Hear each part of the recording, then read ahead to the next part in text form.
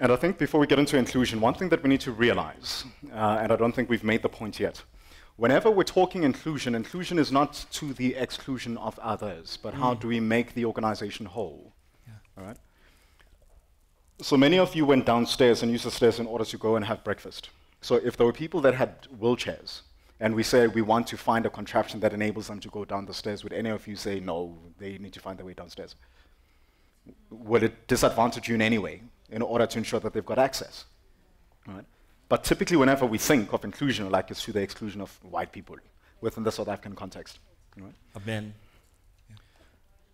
So I went to one of the top private schools in Johannesburg last year. I had a talk with the students. These were students between 15 to 18 years old. Right? So they invited me to have this discussion with them because they were really quite robust regarding where do they now place themselves as young people and make sense of what's going on in the South African space. I then asked them, whom of you have your parents told that you must get your education, get a degree, and get out of South Africa because there's no opportunity for you? And the hands went up in that room, and they were pretty much exclusively the white kids, 15 to 18-year-olds. I then said, please keep your hand remaining in the air if you've actually applied for a job. And all those hands went down.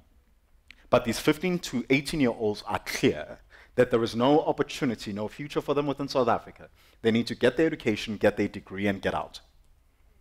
So first and foremost, I had to sit down with them and then say, I absolutely understand where that feeling and that anxiety comes from.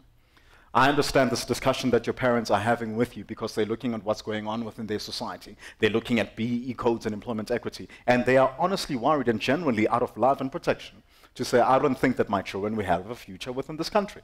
So I understand the feeling. But I then said, you being students, I'd then love to challenge you guys to go a step further and let's critically think about this. So these young people that believe that there's no future for them within South Africa, I then told them that are they aware that between the years 2017 to 2018, of all the young people that were employed in corporate South Africa for the very first time, 52% of that population were white South Africans. Are they aware that of all promotions that happened in 2017, 2018, 64% of those promotions were of white South Africans? Are you aware that as we sit in this room, 68% of top management positions in this country are held by white males? But here's the narrative. You need to get your education, get out the country, because there's no future for you in South Africa. We need to start going beyond the narratives and start to critically think.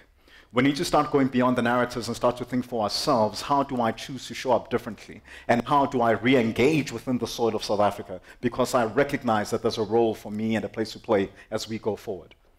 But when we just believe in the narratives and that which we feel, we then don't have a space to actually have a grasp of reality. And the reality is this, guys. I've met so many South Africans, white South Africans rather, who are returning from Australia, from New Zealand, from the States, from the UK, who are like, yo, I've realized that the best chance that I have in doing the most is in this country. Because for the first time in my life, my experience and qualification actually counted, rather than walking into a space and people are like, oh, cool, do the most. All right? We all have a role to play. Inclusion is about all of us, and it's not to the exclusion of any.